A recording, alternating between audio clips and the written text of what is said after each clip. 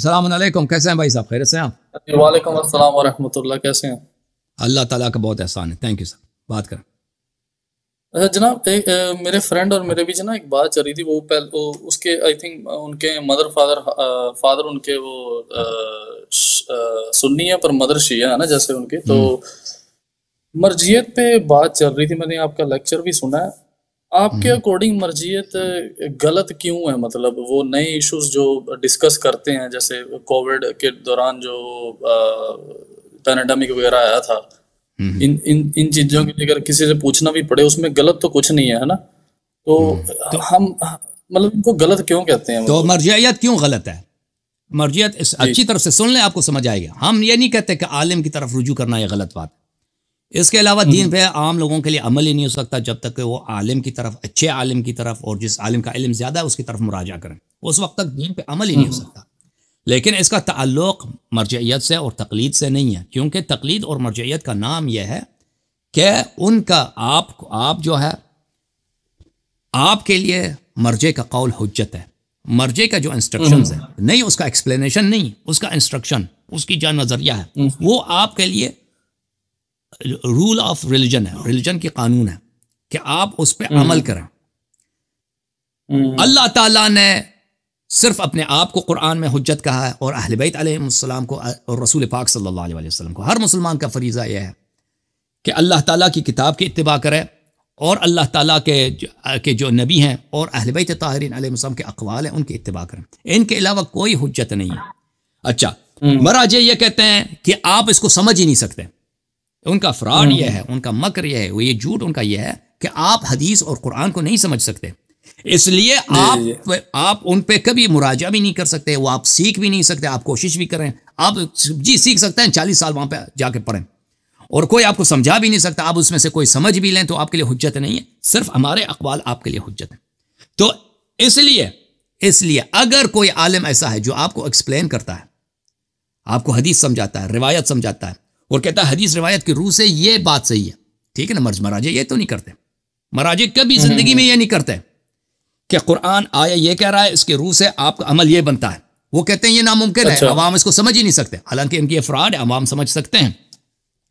نئے مسائل کے لیے میرے محترم بھائی، اہل بیت طاہرین علیہ السلام کے فرامین ہیں۔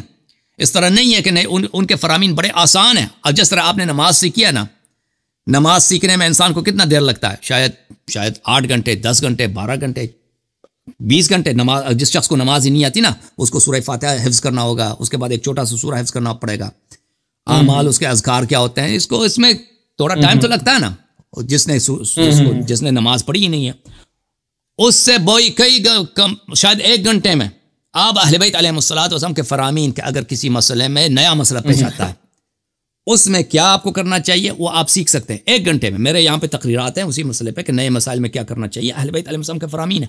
اس میں اہل بیت علیہ السلام کا یہ فرمان نہیں ہے کہ تو ہمارے اقوال آپ پہ حجت نہیں ہے، آپ کے لیے مراجع کے اقوال حجت ہیں، تو عالم کی طرف رجوع کرنا چاہیے۔ دیکھیں، مصیبت ہماری شیعہ مذہب میں یہ ہے کہ علماء کو اہل بیت علیہ السلام کے احادیث نہیں آتے، اور وہ ان کو جیسے علماء جاتے ہیں نا، آپ کے حوزے جاتے ہیں، تو ان کو شروع سے یہ کہا جاتا ہے کہ احادیث بڑے سخت ہیں، بڑے مشکل ہیں، اس کو کوئی نہیں سمجھ سکتا، اسی لیے وہ کبھی نہیں پڑھتے احادیث کو۔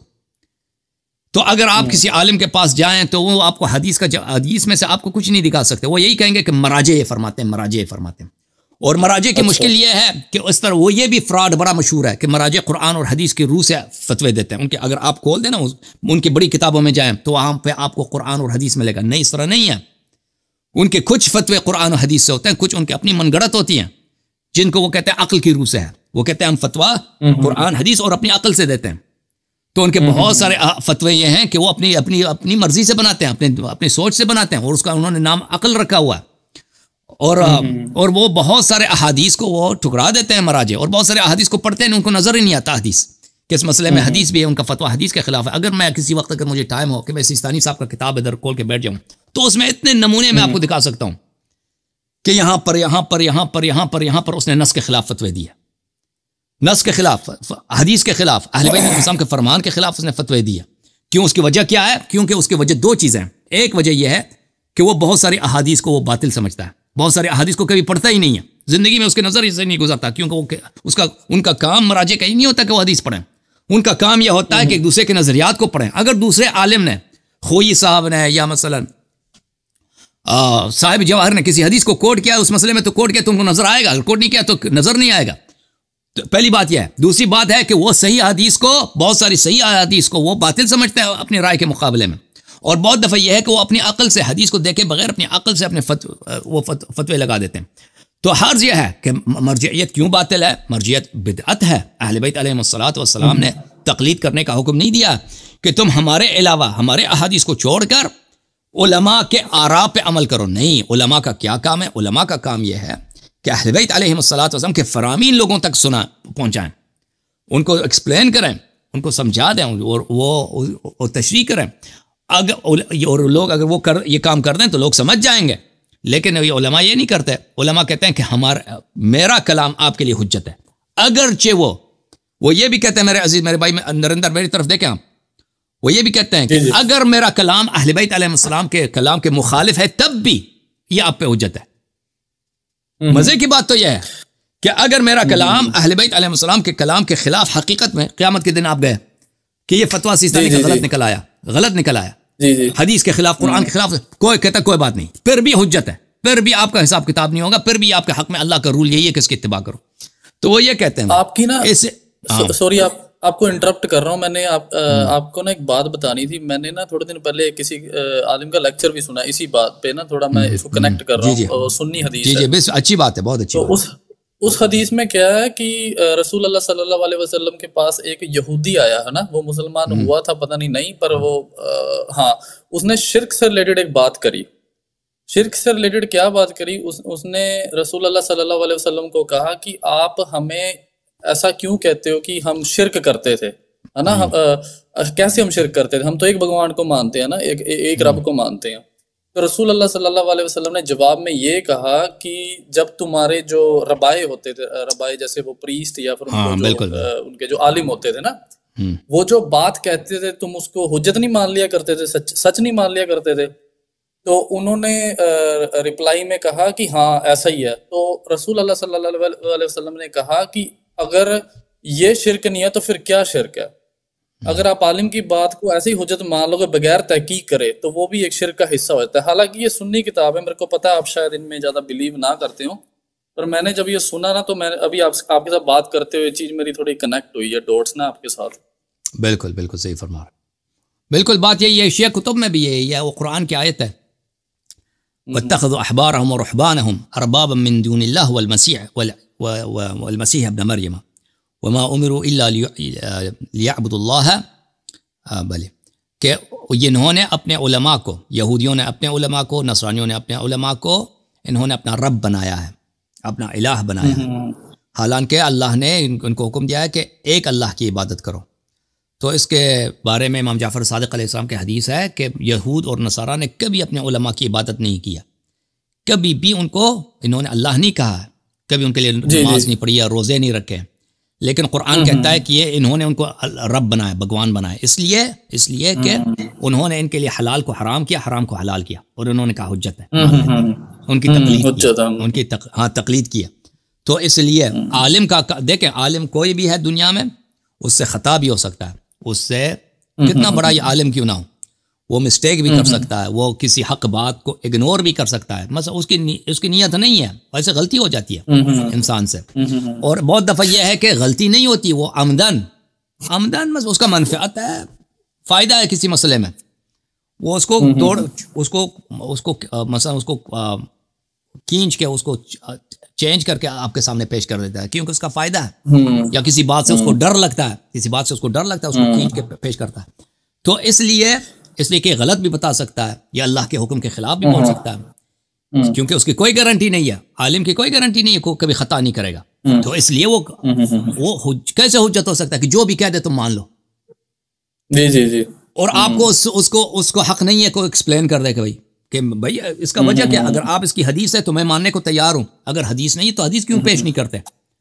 تو یہ تقلید اسی کا نام ہے کہ اس کا کلام ابھی جو سیستانی کا جو مقلد ہے اس پہ سیستانی کا ہر قول حجت ہے، چاہے اس کو سمجھ آئے یا نہ آئے.